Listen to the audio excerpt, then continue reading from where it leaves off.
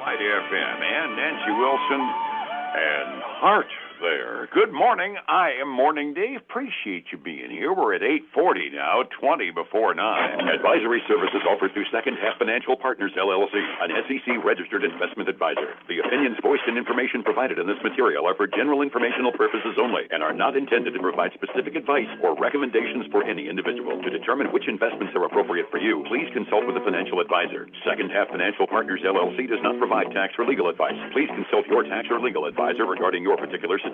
Please do that. And we check in with our advisor, who is Philip Statler from Statler Financial Services in downtown Sebring each morning at this time.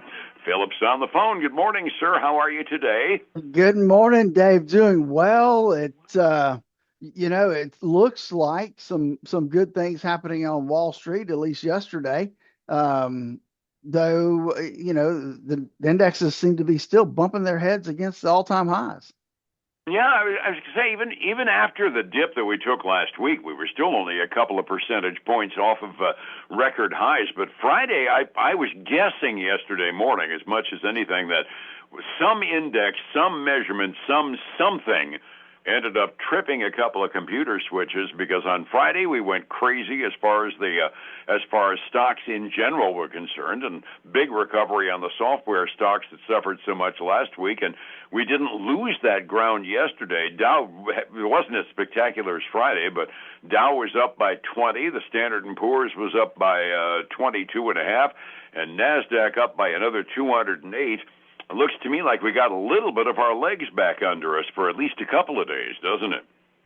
It looks that way, and the question is always how much further does it have to go, right? We've seen a nice little bounce back, and that's good, which is, we're going to have the ups and downs. I mean, that's just part of a market, and, we're going to have good days, we're going to have bad days, we're going to have good weeks and bad weeks, and it looks like at least this week starting out pretty good. Absolutely. And you and I always have to do the big gray cloud routine.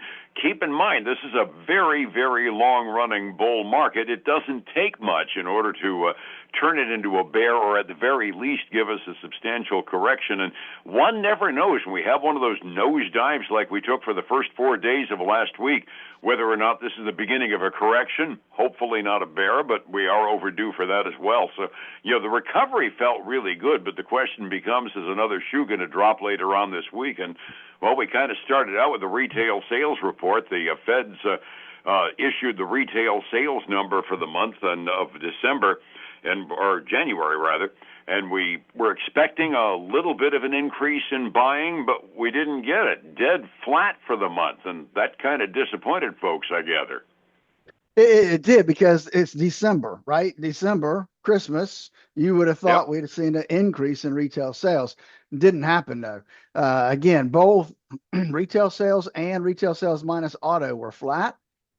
Expectations were for them to be up 0.4 and 0.3 respectively going forward. So not exactly what we wanted to see there, Dave. And again, these are December numbers. That's right, December. The other number that came out, you probably didn't see this one because it just hit my ticker. Import prices for December were expected to be flat. They ticked up 0.1%. So again, that's not really good news either. So, and that's going to be a little bit of a harbinger of what we might expect on Friday when we get the consumer price index number. I think that comes out on Friday, doesn't it? It does. The CPI comes out on Friday. Absolutely, and we get our jobs report for the month of January out tomorrow instead of last Friday, owing to that little government shutdown. I can't help but wonder if the reaction might be a little muted to the retail sales number, just on the grounds that it was a short Christmas shopping season falling in December, simply on the grounds that Thanksgiving ran so late this year. Compared to the end of the month, it ends up kind of giving a truncated season, and that might explain why we overachieved during the month of November. It could very well be the case, Dave. But we can just wait now for January's numbers. Who knows when we'll get those? And hopefully, are you counting on another shutdown or something? Well, they're pretty slow getting the numbers back up to us. So hopefully we'll get those shortly. It's absolutely true. 4 days shutdown. They probably won't be able to get us January's numbers until the end of April or something.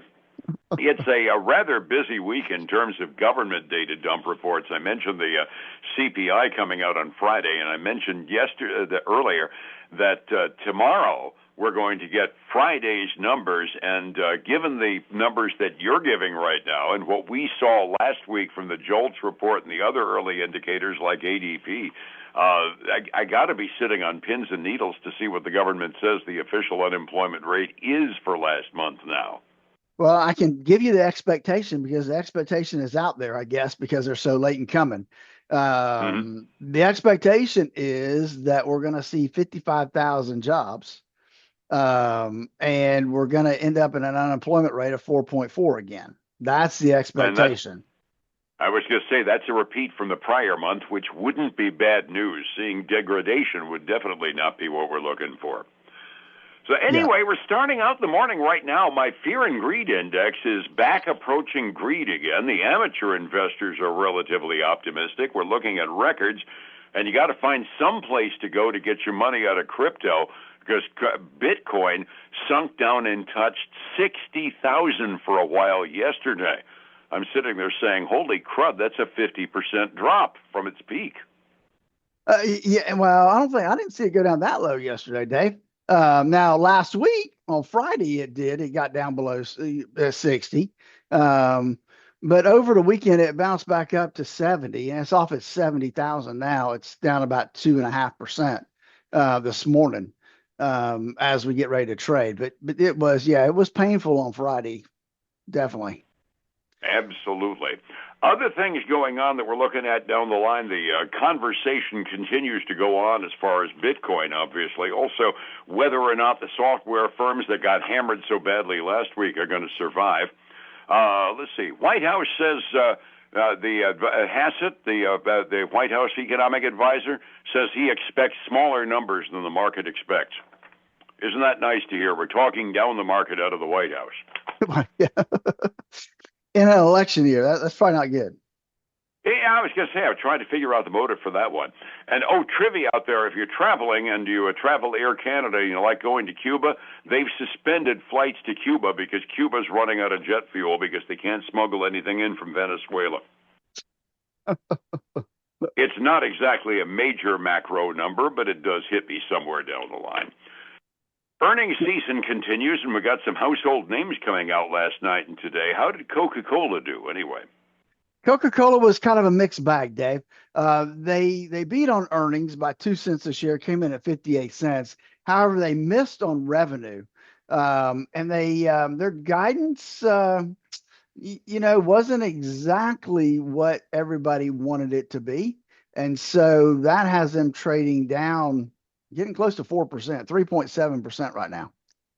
Ouch. Did they say which divisions it was giving them the most difficulty in?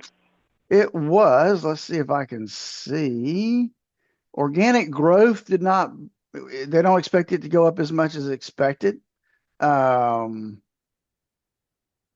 Water, sports drinks, and coffee and tea division outperformed the rest of its portfolio. I didn't see soda in there. Sell water up. I'm glad they can sell water up there. That's good to hear. What other indications have we got?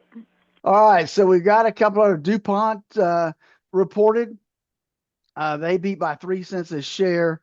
Revenue was basically in line with expectations. They did report an upbeat full-year guidance, both on earnings and revenue. They're trading up a little over 2.5% right now. S&P Global, they getting hammered this morning. They missed on earnings by 3 cents a share, came in at $4.30. And it looks to me like their adjusted earnings range for this next year is well below analyst expectations. So they're getting hammered pretty big today, down 16.7%. Ouch. Now, S&P Global, they do what? Yeah, I knew you was going to ask me that, and I wasn't going to have a good answer for you yet. So, I'm thinking they are. I can tell you real quick. They're the ones that have the global ratings, Okay. commodities insights, global mobility. The S&P Dow Jones indices are theirs. Okay, that was what I was wondering. Which part of the Standard & Poor's crowd S&P Global was? Okay. Yeah. So that's that was a quick draw for you there. So Gotcha. CVS reported they kind of increased, it looks like, their revenue guidance. Must not be, oh no, I'm sorry. They're underestimated their guidance, which has them falling this morning. Not as bad as it was. It was down 2% earlier this morning. Now it's only down 0.75%. Let's talk about some, fast stocks, right? Ferrari reported. They beat on earnings and revenue. I will tell you, I follow that stock for fun. They've gotten kind of beat up here lately, so it's kind of nice to see that they are bouncing back a little bit. They're up 7.6% this morning. Before we get going, I'm trying to see if there's any other household names. Upworks, Upworks is where you can hire somebody, freelancers, that kind of stuff. That's right. I've seen their ads on cable TV. Basically, you hire freelancers to work remote for you. Exactly. The project by project type of thing. Their active clients were down in 2025, which not helping them any this morning. Their current quarter guidance was less than expected.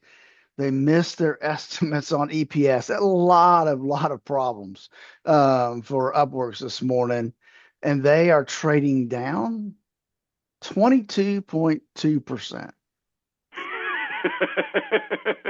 When you hit the trifecta of missing everything, expect to lose 20%, right? Yeah, exactly. So I think that's really about all I have for you this morning, Dave. All righty. Yeah, I would stop on a 20% loser, too, if I were you.